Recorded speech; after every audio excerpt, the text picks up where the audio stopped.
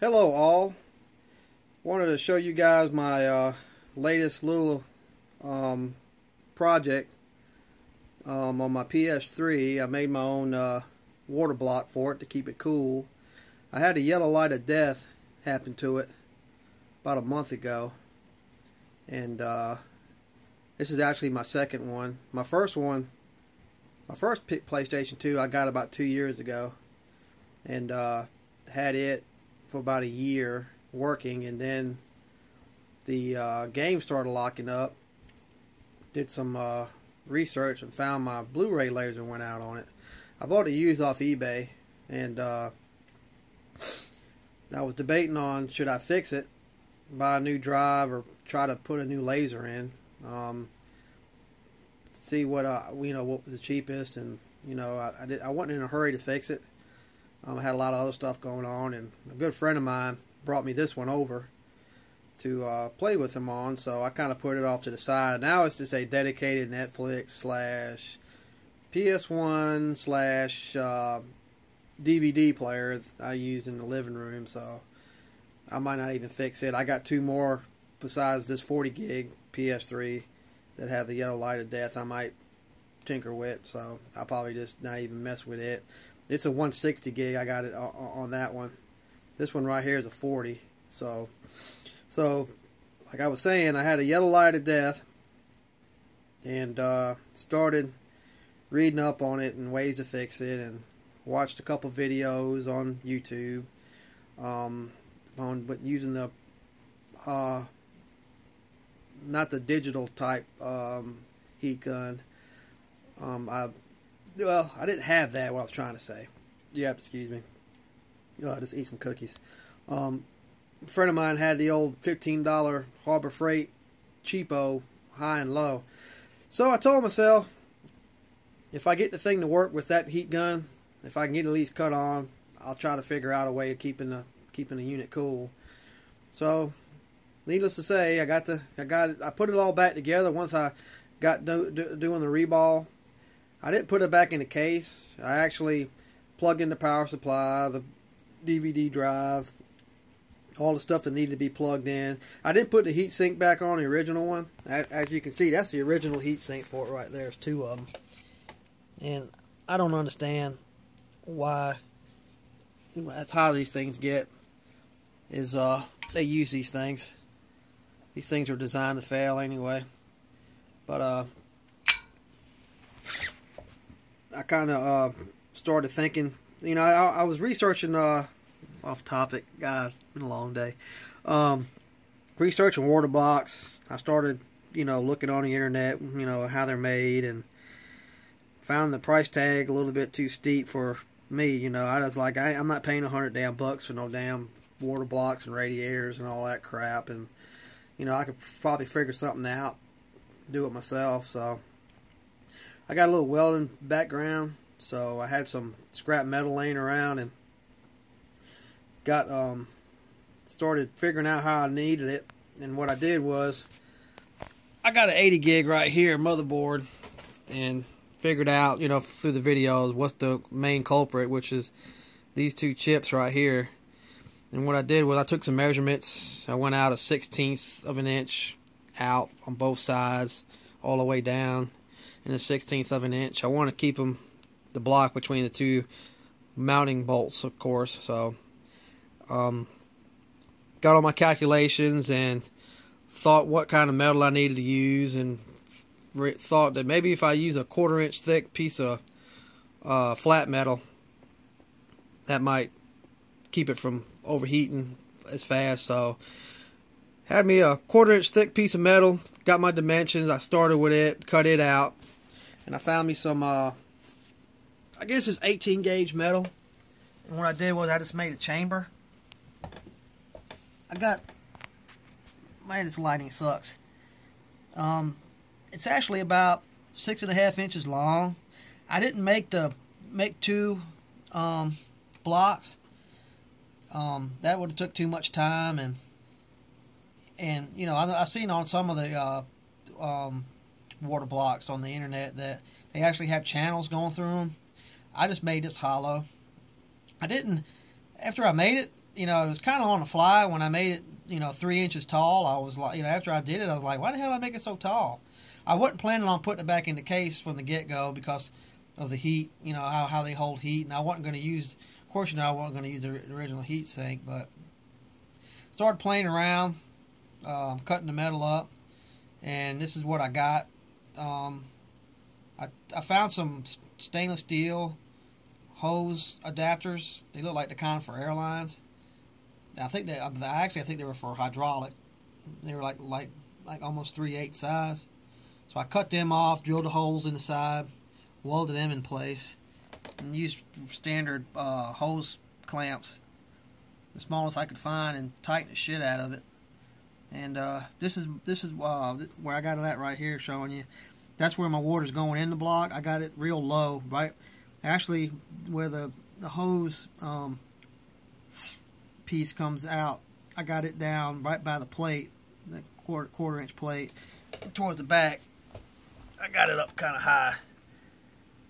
And I was gonna, actually, if you didn't realize, the unit's upside down. I was gonna put it back together, right side up, but I got a pump. The pump I got off eBay, I paid like $7.99 for it, free shipping out of China. It took about 2 weeks to get here. The pump actually pushes the water pretty good, but I was thinking that maybe the chamber wouldn't fill all the way if I had it right side up. So I flipped it like this to make sure the water actually flows over the plate. So it actually worked out pretty good with the temperatures. I'll get to that in a moment, but that was the only major thing I did. Of course, you know, I used a silver CPU paste. The bolts, 3 inches long. I actually used the original mounting hardware that came with it. This little dinghy right here, 2 of them. I got them actually underneath down there on the other side of the board, and got the bolts coming up. And I made my own little straps to hold the water block in place. And I had to extend this harness that goes to the DVD drive, Blu-ray drive, because actually I got it right side up, but I think I got the one for the 80 gig. You can see how long it is, about 3 inches long. So I couldn't get it to go all the way to the far left right there, so I took an old IDE cable from a computer, because it's a small gauge wire, and I was afraid if I use anything bigger it wouldn't allow the current to go through like it was supposed to. I think I got that cable still. So I took some of these little skinny little wires out of this harness, clipped them out, and sorted them in. Nothing fancy, you can see. And that's the only soldering or anything I did, and everything else was just welding that chamber up. And I went to Ace Hardware, and also the legs I made for them is 3-inch screws. But actually what I plan on doing is get a piece of sheet metal and bolt it to it, sandwich the sheet metal in between with 2 nuts to hold it in place, and might find something to keep the wires and the hose more organized. And of course, whether the power line comes in, power wire, it's just dangling back there. But for the last 2 days I played it. I don't play it for long periods of time. I might have played it before the yellow light of dead. I might play it for the longest is 2 hours, maybe every other day. So I knew, you know, I didn't want, you know, something that, you know, what am I trying to say? Oh, I knew I had to make it to where it'll keep it cool for at least 2 hours. I was thinking about doing a radiator.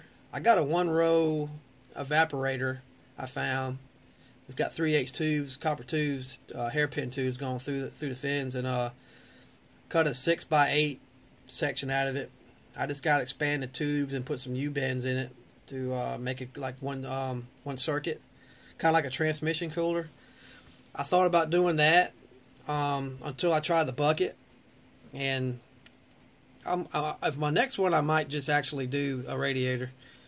But I had good results with this for running it for a couple hours. The temperature of the water was about 85 degrees the last couple of days. I don't keep the air on in this back room all the time anyways.